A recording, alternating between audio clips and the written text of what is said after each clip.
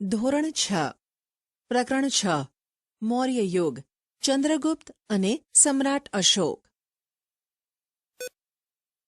રવિવાર હોવાથી સોસાયટીના 100 બાળકો મેદાનમાં ક્રિકેટ રમવા ભેગા થયા. ભવ્ય અને જલ્પે ટીમ પાડી. બેટિંગ કે બોલિંગ નક્કી કરવા માટે સિક્કો ઉછાળ્યો. જલ્પ બોલ્યો, કિંગ. સિક્કો હવામાંથી નીચે જમીન પર પડ્યો. કિંગ પડ્યો એટલે જલ્પે બેટિંગ માંગી. બાજુમાં ઊભેલો હેતાંશ બોલી ઉઠ્યો, સિક્કા પર આપેલી આ સિંહની આકૃતિ ક્યાંથી લીધી હશે? ભવ્યએ તેને સમજાવ્યો, સિક્કા પર આપેલી સિંહની આકૃતિ એટલે કિંગ. સારનાથના વિશાળ સ્તંભ પર આ સિંહની આકૃતિ સ્થાપિત કરવામાં આવેલી છે.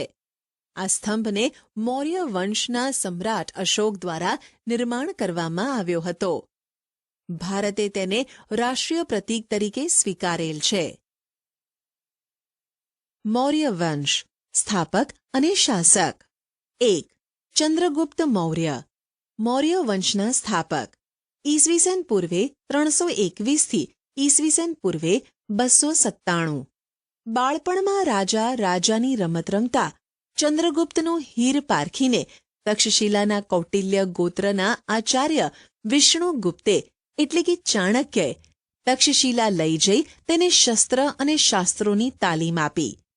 ચાણક્યની તાલીમની મદદ અને માર્ગદર્શનથી ચંદ્રગુપ્ત મૌર્યએ ઈસવીસન પૂર્વે 321માં નંદ વંશના અંતિમ સમ્રાટ ધનનંદને હરાવીને મગધની ગાદી સંભાળી.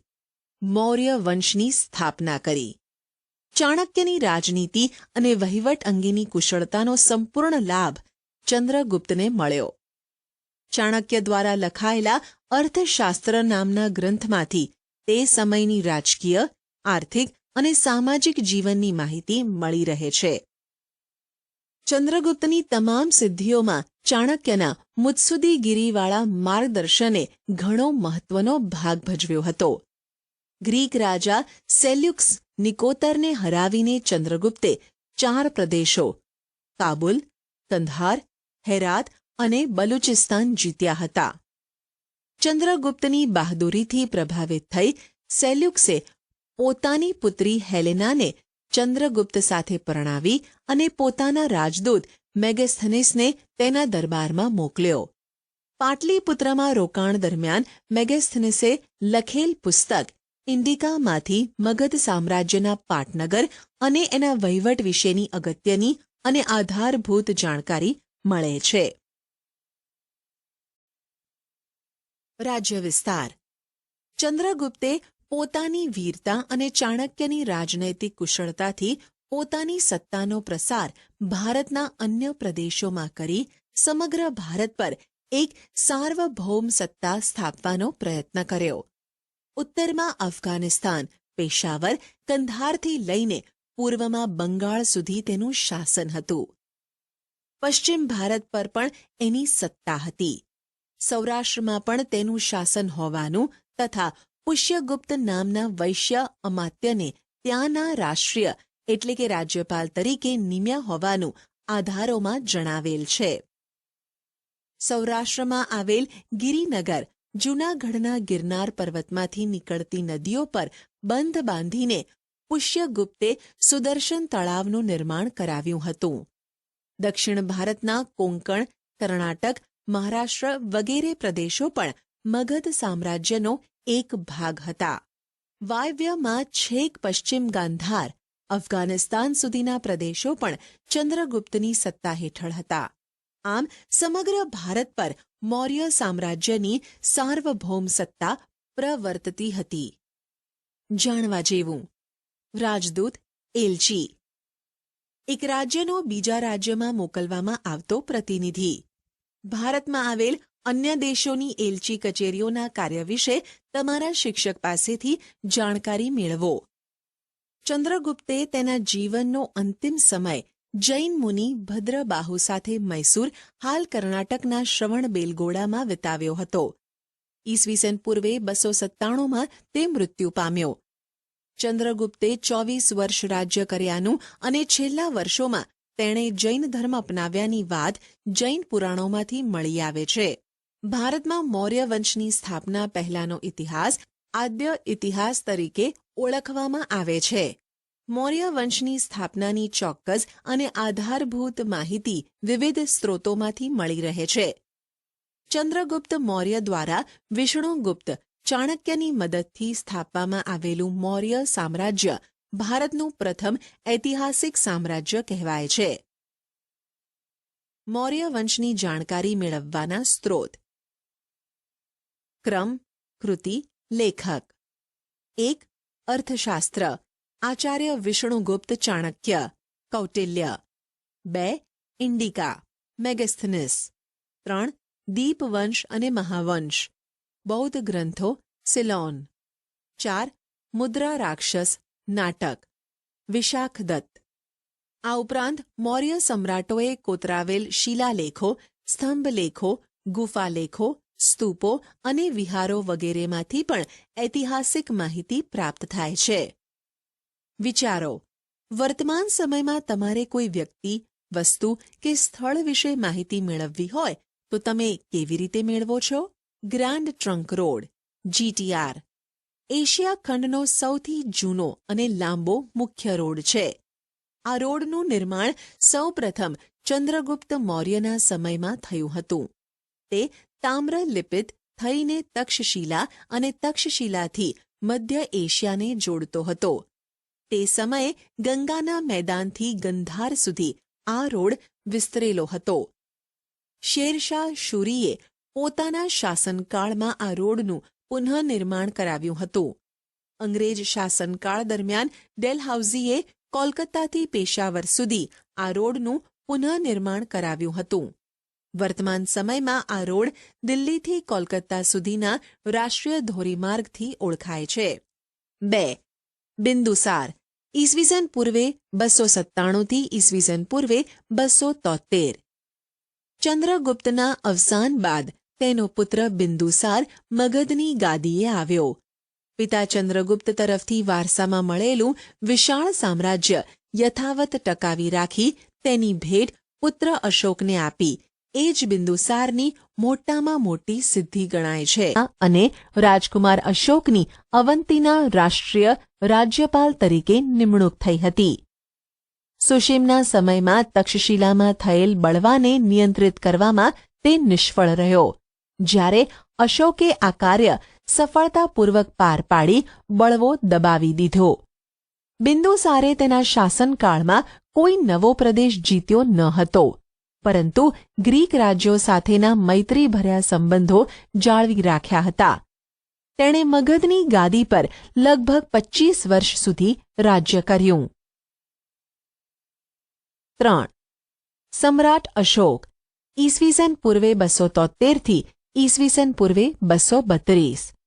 પિતા બિંદુસારના મૃત્યુ પછી મોટાભાઈ સુશીમ અને બીજા સાવકા ભાઈઓ સાથે થયેલા સંઘર્ષને કારણે ગાદીએ આવ્યાના 4 વર્ષ બાદ રાજધાની પાટલીપુત્રમાં અશોકનો રાજ્યાભિષેક થયો હતો. રાજ્યાભિષેક થયા બાદ અશોકે પિતા તરફથી વારસામાં મળેલ રાજ્ય વિસ્તારમાં વધારો કર્યો.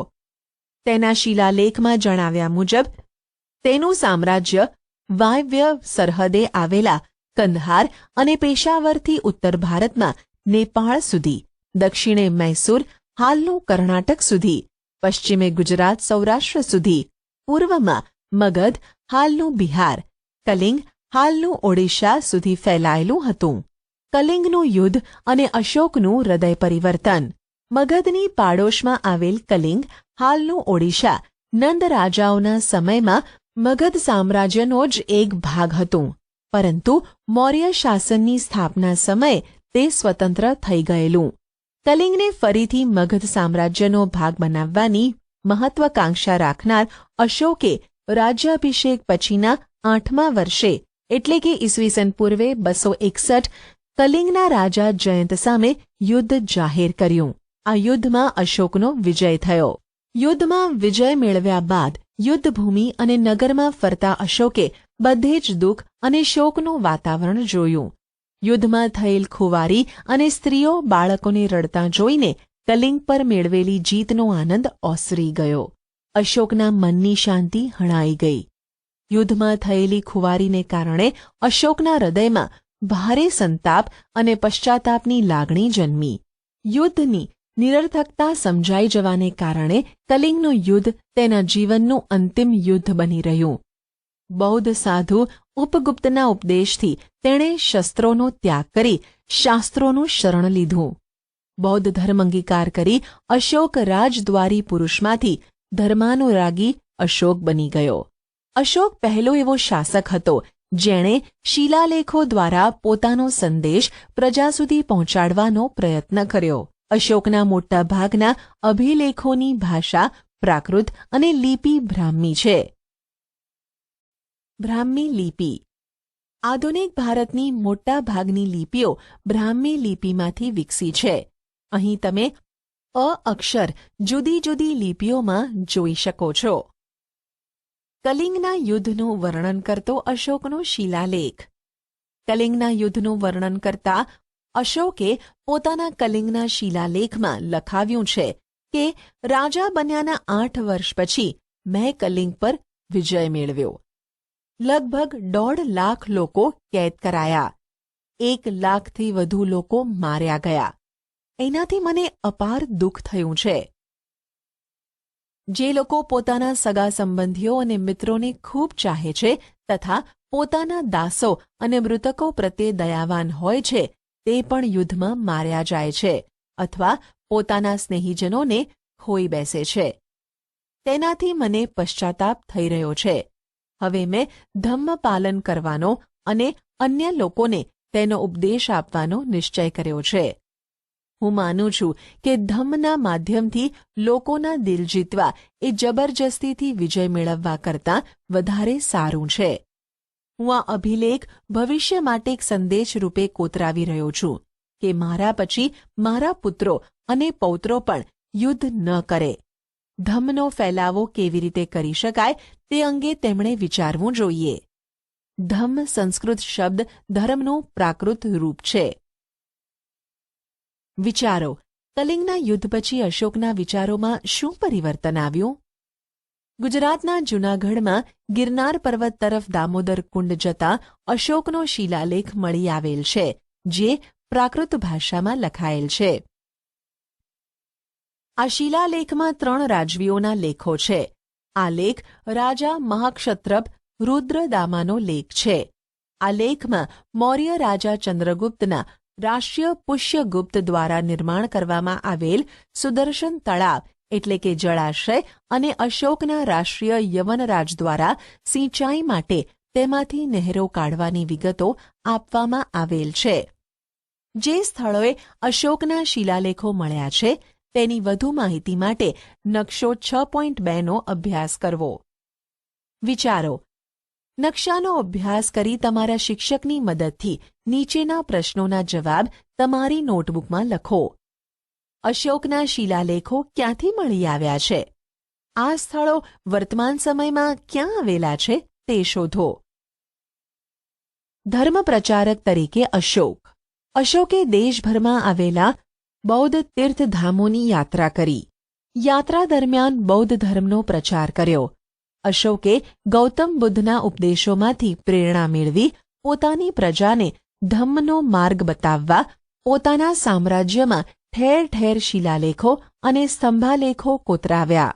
તે સમયની સમસ્યાઓનો ઉકેલ લાવવા અશોકે રાજ્યમાં ધર્મ ખાતાની રચના કરી.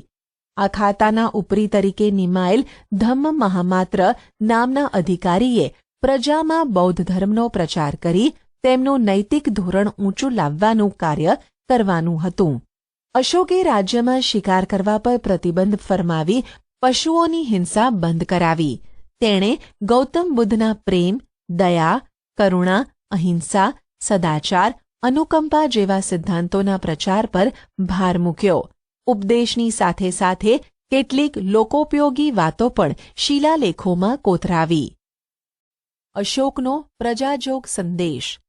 1. માતા પિતાની આજ્ઞાનું પાલન કરવું. 2. વડીલોનો આદર કરવો. 3. પશુઓનો વધ ન કરવો. 4. બને તેટલો ઓછો ખર્ચ કરવો. 5. ગુરુની સેવા કરવી. 6. સ્ત્રીઓ અને નોકરો પ્રત્યે માયાળું વર્તન રાખવું. 7. બ્રાહ્મણો અને શ્રમણોને દાન આપવું. 8. અન્ય ધર્મના મુખ્ય સિદ્ધાંતો સમજવાનો પ્રયત્ન કરી તેનો આદર કરવો. પ્રવૃત્તિ. અશોકના પ્રજાજોગ સંદેશમાં આપવામાં આવેલ વિગતોમાંથી કઈ વિગતો વર્તમાન સમયમાં પ્રાસંગિક છે? સરકાર વિવિધ યોજનાઓ, નિયમો, સુધારા વગેરેની માહિતી લોકોને કયા કયા માધ્યમો દ્વારા આપે છે? અશોકે ઈસવીસન પૂર્વે 251માં પાટલીપુત્રમાં મોગલીપુત્ત તિસ્સાના અધ્યક્ષપદે ત્રીજી બૌદ્ધ પરિષદ બોલાવી. આ પરિષદનો મુખ્ય હેતુ બૌદ્ધ ધર્મમાં ઊભા થયેલા મતાંતરો દૂર કરી ધાર્મિક એકતા સ્થાપવાનો હતો. અશોકે ભારતના કાશ્મીર, ગાંધાર, ચોલ, પાંડ્ય અને કેરળ રાજ્યોમાં બૌદ્ધ ધર્મનો પ્રચાર કર્યો હતો. સમ્રાટ અશોકે Brahmadesh, Myanmar, Ceylon, Sri Lanka, Syria, Egypt, Macedonia વગેરે દેશોમાં ધર્મપ્રચાર માટે ધર્મપ્રચારક મંડળો મોકલ્યા. અશોકે પુત્ર મહેન્દ્ર અને પુત્રી સંઘમિત્રાને બૌદ્ધ ધર્મના પ્રચાર માટે સિલોન મોકલ્યા હતા. આમ અશોકે પોતાના શાસન દરમિયાન બૌદ્ધ ધર્મને રાજ્યાશ્રય આપ્યો. અશોકે ધર્મપ્રચાર ઉપરાંત પ્રજા કલ્યાણના કાર્યો પણ કર્યા હતા. અશોકે માનવ અને પશુઓની સારવારની વ્યવસ્થા કરી. કૂવા ખોદાવ્યા, વૃક્ષો રોપાવ્યા, રસ્તા બનાવ્યા અને વિશ્રામ ગૃહોનું નિર્માણ કરાવ્યું. સમ્રાટ અશોકે રાજગાદી મેળવવા ખટપટો કરી યુદ્ધો દ્વારા સામ્રાજ્યનો વિસ્તાર કરી મહાસામ્રાજ્યનું નિર્માણ કર્યું. મહત્વાકાંક્ષા પૂરી કરવા કલિંગ પર ચઢાઈ કરી. યુદ્ધમાં થયેલ ખુવારી જોઈ તેનું હૃદય પરિવર્તન થતાં તે બૌદ્ધ ધર્મનો પ્રચારક અને ઉપદેશક બની ગયો. ધર્મ પ્રચારાર્થે વિદેશોમાં થયેલા પ્રચારક મંડળોએ ત્યાં ભારતીય સંસ્કૃતિની સુવાસ ફેલાવી. અશોકના ગુણો અને તેના કાર્યોને લીધે તે ઇતિહાસમાં મહાન રાજવી તરીકે સ્થાન ધરાવે છે. ઈસવીસન પૂર્વે 232માં સમ્રાટ અશોકનું અવસાન થયું. તેણે 36 વર્ષ શાસન કર્યું. મૌર્ય યુગનું વહીવટી તંત્ર. ચંદ્રગુપ્ત મૌર્યએ વિશાળ સામ્રાજ્યનું નિર્માણ કર્યું. તેનો વિસ્તાર સમ્રાટ અશોકે કર્યો. વિશાળ મૌર્ય સામ્રાજ્યના વિભાગ પાડી તેનો સુવ્યવસ્થિત વહીવટ ચલાવવા માટેનું આયોજન ચંદ્રગુપ્તના મુખ્યમંત્રી અને પ્રખર રાજનીતિજ્ઞ વિષ્ણુગુપ્ત ચાણક્ય એટલે કે કૌટિલ્ય દ્વારા કરવામાં આવ્યું હતું. આ સમયમાં વહીવટી તંત્રના 3 વિભાગો એટલે કે અંગો હતા. કેન્દ્રીય, પ્રાંતીય, પ્રાદેશિક એટલે કે સ્થાનિક. કેન્દ્રીય વહીવટી તંત્ર. સમ્રાટ રાજા શાસન વ્યવસ્થામાં કેન્દ્ર સ્થાને હતો. તે સામ્રાજ્યનો વહીવટી, લશ્કરી અને ન્યાયતંત્રનો વડો હતો. તેનું પદ વંશ પરંપરાગત હતું. પાટલીપુત્ર અને તેની આજુબાજુનો પ્રદેશ સમ્રાટના સીધા અંકુશ હેઠળ હતો. તે મંત્રીઓ અને ઉચ્ચ અધિકારીઓની મદદથી વહીવટ ચલાવતો. ચાણક્ય, કૌટિલ્યએ કુલ 18 ખાતાઓ દર્શાવ્યા છે, જેમાંથી મુખ્ય ખાતાઓ અને તેના ઉપરી વડા નીચે મુજબ છે. ક્રમ, ખાતું. વિભાગ, ઉપરી, વડા. 1. ખેતી વિભાગ, સીતાધ્યક્ષ. 2. લશ્કર ખાતું, સેનાની. 3. ન્યાય ખાતું, પ્રદેશત્રી, મુખ્ય ન્યાયાધીશ. 4. વ્યાપાર ખાતું, પણ્યાધ્યક્ષ. 5. દફતર મંડળ, અક્ષપટલ, રેકોર્ડ ખાતું, મહાઅક્ષપટલ. 6. મુદ્રા, પાસપોર્ટ ખાતું, મુદ્રાધ્યક્ષ. પ્રાંતીય વહીવટી તંત્ર. વિશાળ મૌર્ય સામ્રાજ્યને વહીવટી સરળતા ખાતર 5 વિભાગમાં વહેંચવામાં આવ્યું હતું. પ્રાંત મંડળ વિભાગના વડા તરીકે રાજ્યપાલ રાષ્ટ્રીય હતો. આ પદ પર મોટે ભાગે રાજકુમારોની નિમણૂક કરવામાં આવતી. રાજ્યપાલનું કાર્ય સમગ્ર પ્રાંતમાં શાંતિ વ્યવસ્થાની જાળવણી કરવી, કરવેરા ઉઘરાવવા, રાજાના આદેશોનું પાલન કરાવવું અને પ્રાંતમાં બનતા બનાવોની સમ્રાટ એટલે કે કેન્દ્રને સતત વાકેફ રાખવાનું હતું. પ્રાદેશિક સ્થાનિક વહીવટીતંત્ર. વહીવટી સરળતા માટે કોઈ પણ પ્રાંતને આહાર જિલ્લા સ્થાનીય અને આહારને પ્રદેશ સંગ્રહણ તાલુકામાં વહેંચવામાં આવતો. આહારનો અધિકારી રાજુક, આહારપતિ કે સ્થાનિક અને પ્રદેશનો અધિકારી પ્રાદેશિક ગોપ કહેવાતો. વહીવટીતંત્રનું નાનામાં નાનું એકમ ગ્રામ હતું. તેનો ઉપરી ગ્રામીણ કહેવાતો. ગામના ચૂંટાયેલા સભ્યોની સમિતિની મદદથી ગ્રામીણ ગ્રામનો વહીવટ ચલાવતો. સમ્રાટ અશોકના ઉત્તરાધિકારીઓ તથા મૌર્ય વંશનું પતન. સમ્રાટ અશોકના મૃત્યુ બાદ તેના ઉત્તરાધિકારીઓ વિશે બ્રાહ્મણ, જૈન અને બૌદ્ધ ગ્રંથોમાંથી જુદી જુદી માહિતી મળે છે. પુરાણોમાં આપેલ માહિતી મુજબ મૌર્ય વંશમાં થઈ ગયેલ કુલ 9 કે 10 રાજાઓએ કુલ મળી 137 વર્ષ શાસન કર્યું હતું. બૌદ્ધ ગ્રંથોમાં જણાવ્યા મુજબ અશોક પછી અનુક્રમે કુણાલ, સંપ્રતિ, શાલિસુખ, જયલોક, દશરથ, દેવવર્મા, શતધન્વા અને બૃહદ્રથ રાજાઓ થઈ ગયા. મૌર્ય વંશના અંતિમ રાજા બૃહદ્રથના નિર્બળ શાસનનો લાભ લઈ તેના સેનાપતિ પુષ્યમિત્ર શુંગે લશ્કરી કવાયત જોવાના બહાને બોલાવી તેની હત્યા કરી. આમ ઈસવીસન પૂર્વે 185માં પુષ્યમિત્ર શુંગે મગધની ગાદી પર શુંગ વંશની સ્થાપના કરી મૌર્ય વંશનો અંત આણ્યો.